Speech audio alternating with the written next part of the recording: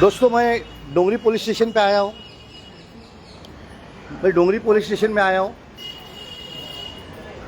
मैं वो Naoroji hill road number 5 का रास्ता बगैर कानूनी तौर से खोदाई चालू है। वहाँ बोर्ड ने कंसल्टेशंस नहीं है। मैंने डिप्यूटी चीफ इंजीनियर से बात की। अभी मेरे 2 बजे की अपॉइंटमेंट थी। डीएमसी इंफ्रा से बात की, वो बोले कि काम रोकेंगे और ये बिंदास बगैर बोर्ड के खुदाई चालू है। आपको बताना चाहता हूँ कि हमारे यहाँ सामंत भाई नांजी मार्ग भी तोड़ने वाले थे, उसको रोका। नवरोजी हिल नंबर 5 तोड़ रहे हैं। लक्ष्मी नारायण जादव मार्ग तोड़ रहे हैं। खड़क में 3 रास्ते तोड़ रहे हैं। हैंकॉक ब्रिज नहीं हुआ है। अब बाइकला ब्रिज नहीं हुआ है। अरे हमारे आईएएस ऑफिसर्स जो बैठे हैं किधर म्युनिसिपालिटी में, उनको भगवान ने अक्कल दी है क्या? हमारे आमदार खासदार कॉर्पोरेटर क्या कर रहे हैं? क्या ये गलत काम करने के लिए उनको प्रोत्साहन करते हैं क्या? अरे हमारा पैसा है, हमको पूछो, हमको कंसल्ट करो। ट्रैफिक एनओसी का मतलब क्या होता है? ट्रैफिक एनओसी का मतलब ये होता है कि ट्रैफिक के कंडीशंस कंप्लाई करो। ट्रैफिक एनओसी में ये होता है कि रास्ता साफ करो, फुटपाथ साफ करो, ऑब्स्ट्रक्शन साफ करो। ये म्युनिसिपैलिटी जो है, ये आईएएस ऑफिसर जो है नालायक लोग है। ये जो आईएएस ऑफिसर्स है, ये नालायक लोग है। ये पूरा रास्ता बंबई के खोदने के लिए निकले हैं। अरे हम लोग सांस कैसे लेंगे? हम सांस कैसे लेंगे? हम बाहर कैसे निकलेंगे? आज नूरबाग से जेजे हॉस्पिटल जाने के लिए मुश्किल होती है। मझगांव से नूरबाग आने के लिए मुश्किल होती है। ये एसी में बैठ के हमको बर्बाद करते हैं। हमारे आमदार खासदार कॉर्पोरेट को मालूम नहीं है क्या? क्यों हमसे वो कंसल्टेशन नहीं करते हैं? कोई भी पब्लिक काम जब होता है तो वो पब्लिक कंसल्टेशन होना चाहिए। उसकी तकलीफें क्या है वो समझना चाहिए। ये अपने बाप जैसे तोड़ रहे हैं। ये रास्ता हमारा बाप का है, सिटीजन का है। कोई आमदार खासदार कॉर्पोरेटर का आईएएस का नहीं है। तो हमको पूछे बगैर कैसा तोड़ा? एक, आपने ट्रैफिक की पोजीशन क्या है? 2, आपकी डस्ट पॉल्यूशन की पोजीशन क्या है? 3, ये बताए बगैर नहीं हो सकता है। इसलिए मैं पुलिस स्टेशन में कंप्लेंट लॉन्च करने आया हूं।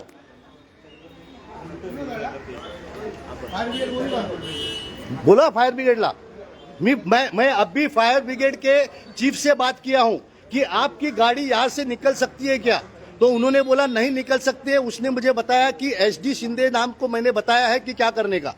अरे क्या तरीका सोच रहे हैं? एम्बुलेंस नहीं निकल सकते हैं, गाड़ियां नहीं निकल सकती है, फायर ब्रिगेड नहीं निकल सकते हैं, और तोड़ो बस रास्ते तोड़ो। हमको कमीशन मिलता है ना, तोड़ दो रास्ते। ये नहीं चलेगा दादागिरी इसके आगे।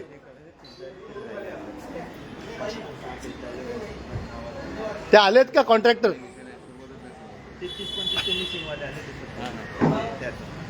मी त्या कॉन्ट्रॅक्टरला बोलवलेलं. हां, अरे काय चाललंय? हां, मी डोंगरी पोलिसचा फार आभारी आहे. नेहमीच मला कॉपरेट करतात. इथला प्रत्येक ऑफिसर मला कॉपरेट करतो, ज्यांच्याबद्दल मला कुठल्याही प्रकारची कंप्लेंट नाही आहे. पण ही दादागिरी नाही चालून घेणार यापुढे. हे जे आईएएस ऑफिसर्सची दादागिरी आहे, हे जे आईएएस ऑफिसर्सची दादागिरी आहे, ही चालून घेणार नाही. तुम्ही आम्हाला विचारल्याशिवाय काय करू शकत नाही. आईएएस ऑफिसर्स, तुम्ही आमचे नौकर आहात, पगार घेतायत, आमच्या हितासाठी काम करतायत. तुम्ही शपथ घेतायत 11/11/2014 आणि 15/9/2014 या जीआर प्रमाणे तुम्ही शपथ घेता. 15/9/1952 तुम्ही शपथ घेता की तुम्ही चांगलं काम कराल, तुम्ही चांगलं काम करा म्हणून शपथ घेता. मग या शपथेचं डायरेक्ट तुम्ही उल्लंघन कसे काय करता? तुम्ही आम्हाला तिथे बोर्ड का नाही लावला? तुम्ही अगोदर का नाही सांगितलं? मी इथे व्हिडिओ केल्याबरोबर तिथे ते बोर्ड पेपर चिटकवायला आहेत. मग पेपरने लोकांना कळलं पाहिजे तुम्ही काम चालू करतात. आणि कमीत कमी 10 ते 12 दिवस त्यांना विचार करण्यासाठी, अभ्यास करण्यासाठी, कन्सल्ट करण्यासाठी टाइम द्यावा. तुम्ही ठरवणार 6 महिने अगोदर, मग त्याच्या अगोदर का नाही कळवत?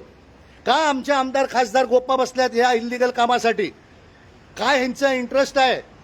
आमच्या आमदार खासदार कॉर्पोरेटरचा इंटरेस्ट तरी काय आहे की असे बेकायदे कामं करायला देण्याचं? मला माझे मित्रच आहेत, सर्वच माझे मित्र आहेत. माझा पर्सनल दुश्मनी नाही आहे. पण कमीत कमी या गोष्टीत त्यांनी लक्ष घालावा म्हणून मी हे व्हिडिओ करतोय की त्यांच्या लक्षात यावं की त्यांच्या पाठीमागे किंवा त्यांच्या न कळत हे काय होत चाललंय. डोंगरी पोलीस यांनी गाडी पाठवलेली आहे आणि त्यांना घेऊन येत आहेत.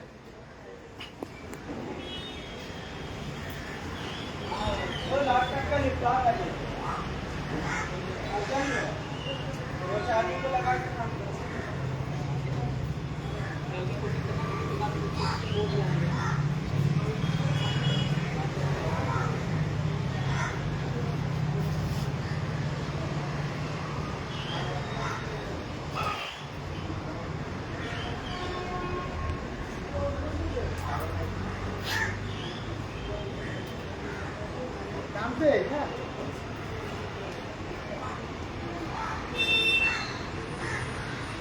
गाँव में आ गए।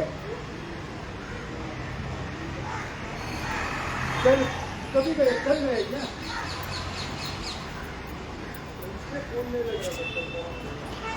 दोस्तों, मैं डोंगरी पुलिस स्टेशन के बाहर खड़ा हूँ। उन्होंने गाड़ी भेजी है, उन्होंने गाड़ी भेजी है। वो कैसे गलत काम करते हैं उसके लिए आज मैंने खुद चलारे साहब से बात की है। 2 दिन पहले मैंने डीएमसी इंफ्रा निकम साहब से बात की है। मैंने अभी सीएफओ फायर ब्रिगेड से बात की है कि आपकी गाड़ियां कैसे निकलेंगी, आप बताओ। इमरजेंसी गाड़ियां जो गोल्डन आवर रहता है उसका कैसा इस्तेमाल करेंगे, ये बताओ।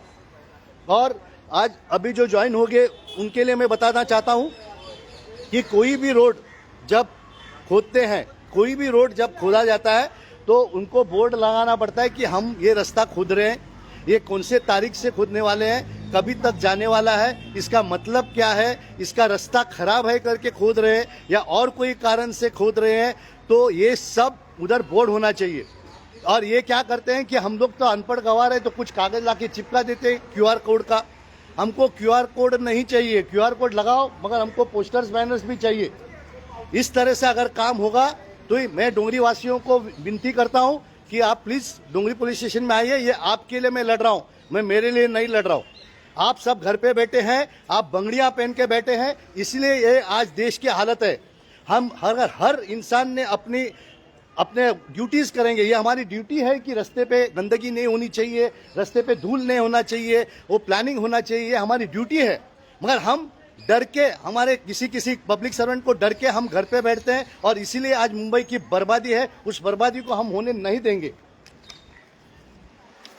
जागे हो जाओ, नहीं तो अगली जनरेशन आपको गालियां देंगी कि हमारे माँ बाप बेकार निकले हैं और हमको ये गंदगी में डाल दिया है।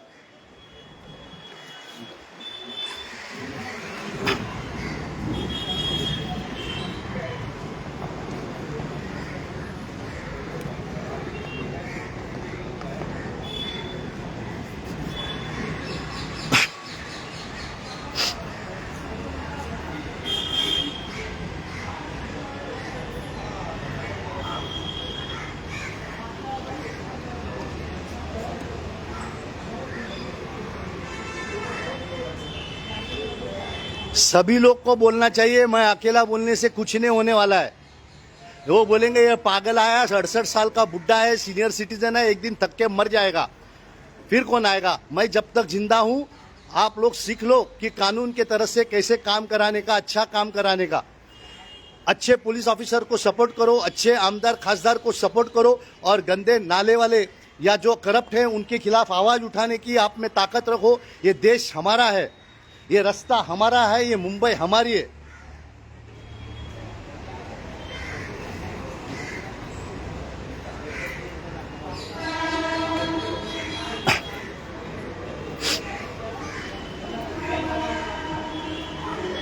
ये क्या भाग गए क्या? कॉन्ट्रैक्टर भाग गए क्या कि कोई नहीं दिखता है?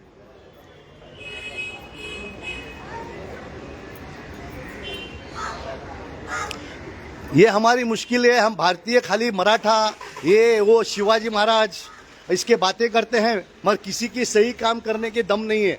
क्या हमारे शिवाजी महाराज अकेले सबसे नहीं लड़े थे क्या गलत लोगों से? क्या हमारे अंबेडकर साहब सबसे नहीं लड़े थे क्या? तो उनकी पूजा करते हैं मगर उसको उन्होंने जो बताए हुए चीज़ है उनका रास्ता का हम इस्तेमाल नहीं करते हैं। ये हमारी देश की हालत है कि हम पूजा करते हैं मगर उसका रास्ता नहीं चुनते हैं।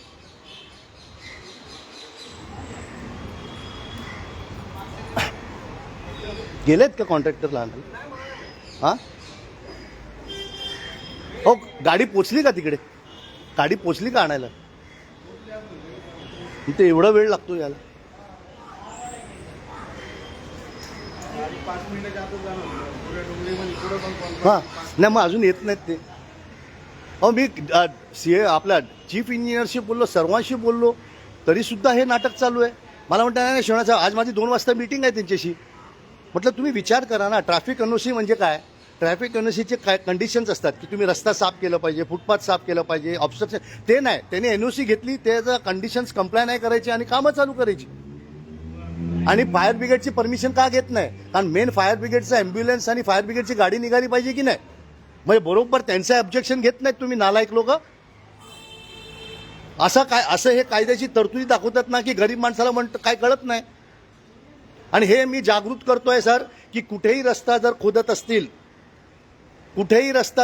असतील तर त्यांच्याकडे ट्रॅफिक एनओसी मागा आणि ते ट्रॅफिक एनओची कंडिशन्स बघा. त्या कंडिशनमध्ये स्पष्ट म्हटलेलं असतं की फुटपाथ रस्ता हा ऑब्स्ट्रक्शन क्लिअर झाला पाहिजे, तिथे हॉकर्स नाही पाहिजे, तिथे गाड्या नाही पाहिजे, तिथे हातगाडी नाही पाहिजे. इथे सर्व ठिकाणी तेच चालू आहे. तुम्ही जा, आता खडकला तोडलेला आहे, तुम्ही चालूच शकत नाही खडकला. तुम्ही पायदळून गेलात तर तुम्ही मरून जाल येईपर्यंत. आणि ह्या प्रकारे जर आमची म्युन्सिपाल्टी काम करत असेल आणि ट्रॅफिक पोलीस जर असे परमिशन देत असतील तर मी त्यांना जाब विचारतोय की तुम्ही कशी काय एनओसी दिलेली आहे आणि त्या एनओसीचं कंप्लायन्स न होता तुम्ही कसं काय त्यांना ओपन करायला दिलेलं आहे. हे प्रत्येक नागरिकाने हा प्रश्न विचारायचा, एवढं लक्षात ठेवा. ट्रॅफिक एनओसी म्हणजे परमिशन नव्हे, कंप्लायन्स. त्यांनी ट्रॅफिक एनओसीच्या कंडिशन्समध्ये काय काय लिहिलेलं आहे ते इम्पॉर्टंट आहे. नाहीतर तुम्हाला म्हणतील बघा ट्रॅफिक एनओसी आम्ही काम करतो. तसंच फायर ब्रिगेडची एनओसी ही घेतलीच पाहिजे. म्हणते आम्ही फायर ब्रिगेडची एनओसी घेत नाही. का घेत नाही बाबा?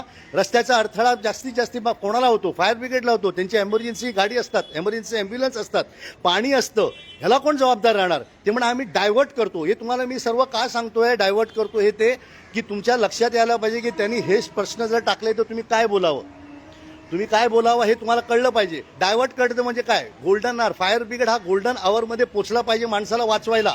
हे डायव्हर्ट करून 1 तासाने पोचला तर माणसं मरणार, अख्खी बिल्डिंग जळून जाणार. अशा प्रकारे आमच्या इथे म्युन्सिपाल्टीत बसलेले IAS ऑफिसर्स डोके वापरतात आणि आमचे आमदार, खासदार, कॉर्पोरेटर यांना बिचारांना कळत नाही. आता त्यांनाही ट्रेनिंग द्यायला लागेल आपल्याला की हे का कळत नाही तुम्हाला. हे काय आमच्यासारख्या मी 68 वर्षाचा म्हातारा आहे, या म्हाताऱ्याला एवढं सगळं काम करायला लागतं का? ही माझी ड्युटी आहे. मी काय मेहरबानी कोणावर करत नाही, हे माझं कर्तव्य आहे. आर्टिकल 51A आणि CRPC 39 या 2 कायद्याप्रमाणे प्रत्येक नागरिकाला त्यांचा अधिकार आहे की कुठेही जे चुकीचं चालत असेल, बेकायदेशीर चालत असेल तर त्याच्याबद्दल आवाज उचलावा. म्युन्सिपाल्टी किंवा पोलीस तुम्हाला विचारू शकत नाही की तुम्हाला त्रास काय, तुमचा संबंध काय. जिथे इल्लिगल कन्स्ट्रक्शन होतं, जिथे इल्लिगल कार्य होतं, जिथे इल्लिगल कामकाज होतं, तिथे प्रत्येक ठिकाणी प्रत्येक नागरिकाचा हा अधिकार आहे. हे लक्षात ठेवा. आर्टिकल 51A आणि CRPC 39 या 2 सेक्शन खाली तुम्ही कुठल्याही बेकायदेशीर कामाला पोलीस स्टेशनला जाऊ शकता. तुम्ही कुठल्याही बेकायदेशीर कामासाठी BMC मध्ये जाऊ शकता. BMC तुम्हाला हे विचारू शकत नाही अरे तुम्ही 1 किलोमीटर लांब राहता तर त्या इल्लिगल कन्स्ट्रक्शनचा तुमचा काय संबंध आहे. सुप्रीम कोर्टाने म्हटलं आहे illegal construction is a violation of the fundamental rights. कारण त्याच्यामुळे जेवण, खाण, रस्ता, तुमचा रस्ता, शाळा, कॉलेज, हॉस्पिटल्स याच्यावर डायरेक्ट परिणाम होतो. त्यामुळे इल्लिगल कन्स्ट्रक्शन जे टोटली आपल्या विरुद्ध आहेत आणि त्या विरुद्ध आपण सर्वांनी आवाज उचलावा. भले आमदार, खासदार, कॉर्पोरेटर ह्या इल्लिगल कन्स्ट्रक्शनच्या विरुद्ध आवाज उचलत नसतील पण आपण आपलं कर्तव्य निभावूया आणि ह्या मुंबईला वाचवण्याचा प्रयत्न करूया, ही आपल्याला सर्वांना विनंती आहे. मला वाटतं ते कॉन्ट्रॅक्टरवाले पळून गेलेले आहेत, त्यामुळे अजून काय ते आलेले नाही आहेत. पण अजून याला एवढा वेळ. तर मी परत सांगतो की डोंगरी पोलीस स्टेशनबद्दल मला काही कंप्लेंट नाही आहे. डोंगरी पोलीस स्टेशन मला नेहमी तात्पर्याने मदत करते. त्यांच्या सिनियर PI, त्यांची मिल, हे सर्व ऑफिसर्स, ACP साहेब आहेत, हे नेहमी मला मदत करतात. आणि आपणही या डोंगरी पोलीस स्टेशनला सहकार्य करावं ही माझी विनंती आहे.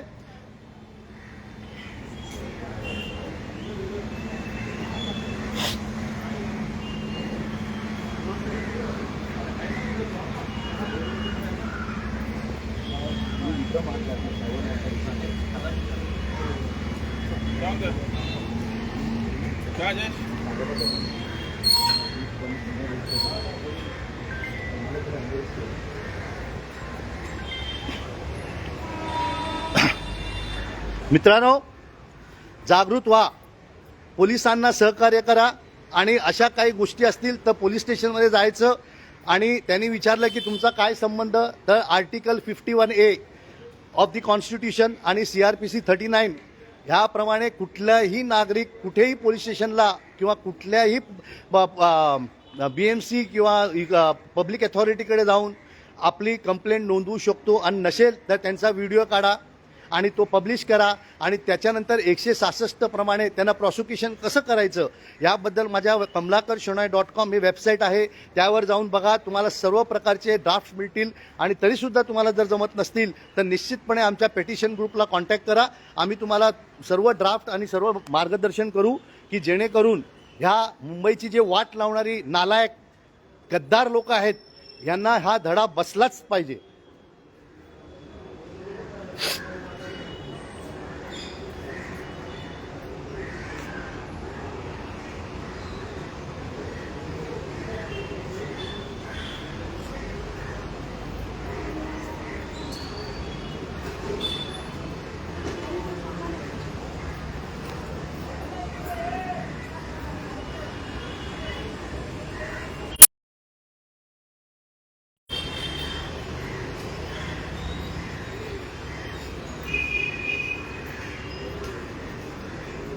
सर जरा गाडी कुठे पोचली बघा ना, 15 मिनिटं झाली.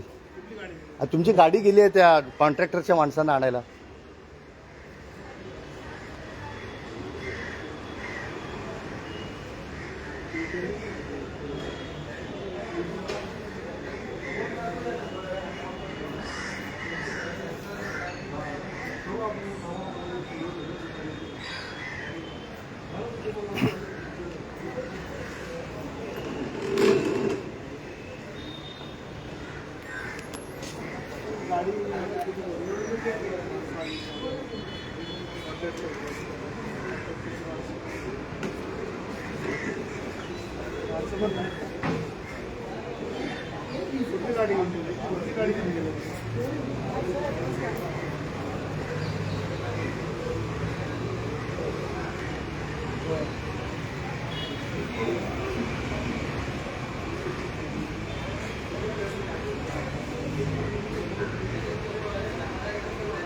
माणसं नाही भेटली.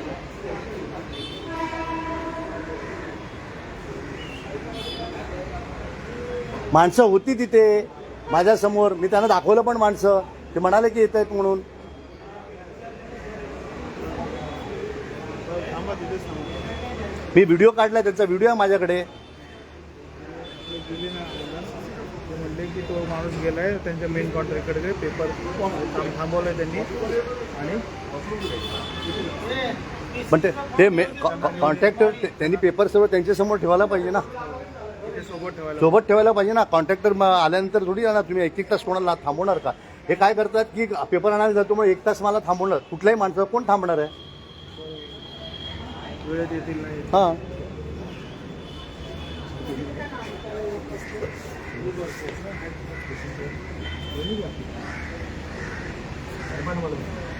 आज दोपहर को 2 बजे मैं डेप्यूटी चीफ इंजीनियर चलारे साहब से मिलने वाला था. प्रवीण गायकवाड़ जो सब इंजीनियर है आज सुबह से मेरे साथ कन्वर्सेशन में है और उसके बावजूद ये काम चालू है, तो ये दगाबाजी है, ये गलत है. मैंने डीएमसी इंफ्रा निकम साहब से भी बात की थी कि हम मीटिंग करेंगे, हमारी तकलीफें क्या हैं सोचिए, मगर फिर भी नहीं आते.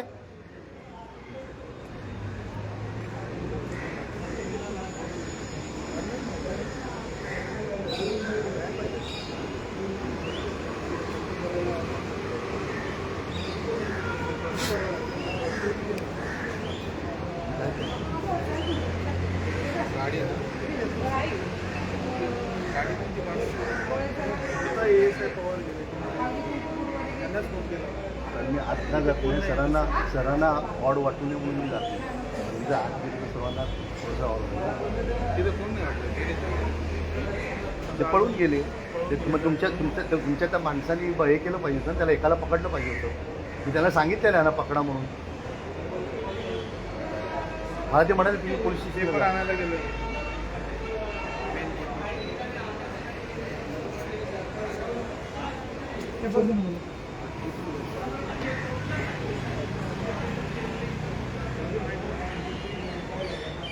दोस्तों ये मैं सब आप ही के लिए कर रहा हूं. मेरा इसमें कोई भी पर्सनल फायदा नहीं है. मैं अगले जनरेशन को दिखा रहा हूं कि आपकी जिंदगी कैसी नरक बनाने वाले लोग हम चुने हुए हैं और हमारे आईएएस ऑफिसर्स कैसे गद्दार लोग हैं, ये आपको दिखाना चाहता हूं.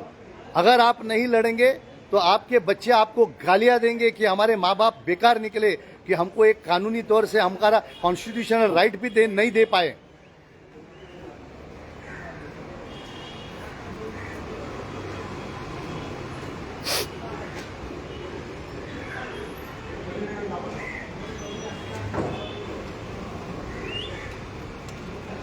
दोस्तों, मैं अभी थोड़े टाइम के लिए बंद करता हूं, क्योंकि वो पेपर लाने गए, ऐसे बोलते हैं, सच है झूठ है मुझे पता नहीं, मगर मैं यहाँ पुलिस स्टेशन में हूँ या मैं पुलिस स्टेशन से बातें करता हूँ। मैं 5 मिनट रुकता हूँ।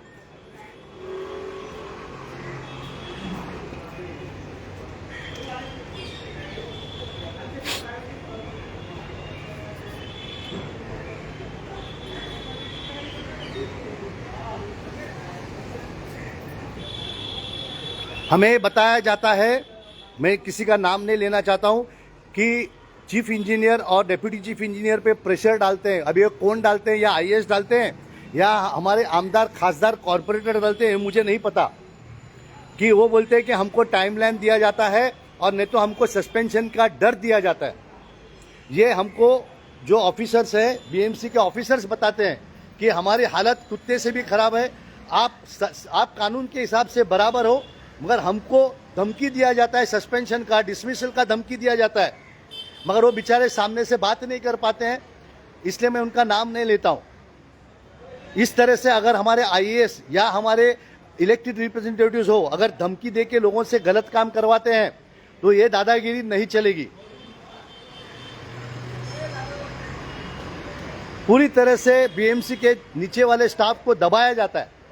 मैं किसी भी लोअर स्टाफ के खिलाफ नहीं हूं, इसलिए खिलाफ नहीं हूं क्योंकि इनको दबाया जाता है, इनको डिसिप्लिनरी एक्शन का डर दिखाया जाता है, इनको सस्पेंशन का डर दिखाया जाता है, उनको डिसमिसल का डर दिखाया जाता है, और इनसे गलत काम किया जाते हैं।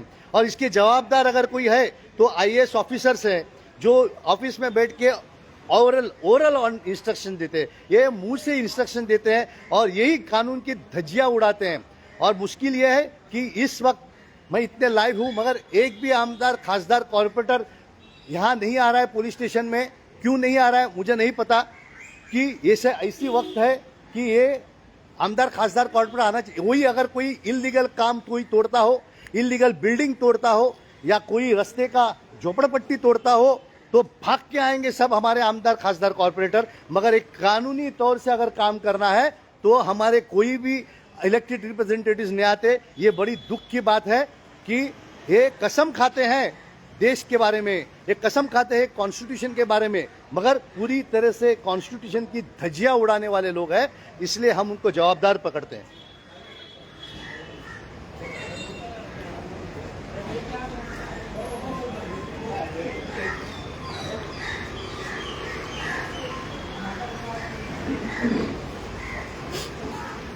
सर, मला किती वेळ वाट बघायला लागेल? किती वेळ वाट बघायला लागेल?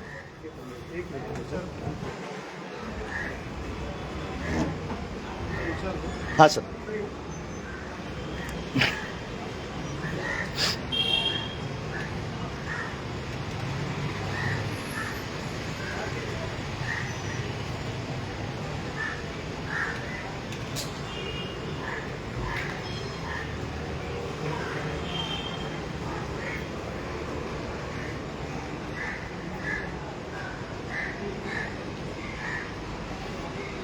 आप सभी लोग ऐसा काम करें तो ही हमारे जो गलत काम करने वाले पब्लिक सर्वेंट है उनमें कानून का डर होगा। अगर आप कानून अपने बाजू में होने के बावजूद भी अगर डरते हो तो ये देश बर्बादी की तरफ तय है।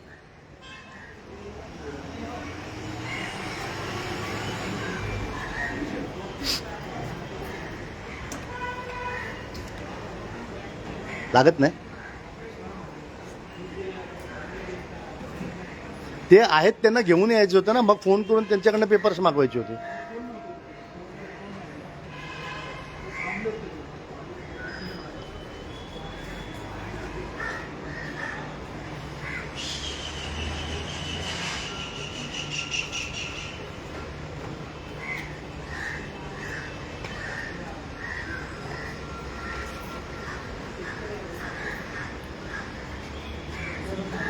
ते फोन उचलत नाहीत म्हणे, तर मी आता एक बंद करतो आणि एक 15 मिनिटात परत मी 10 मिनिटात परत मी व्हिडिओ चालू करतोय,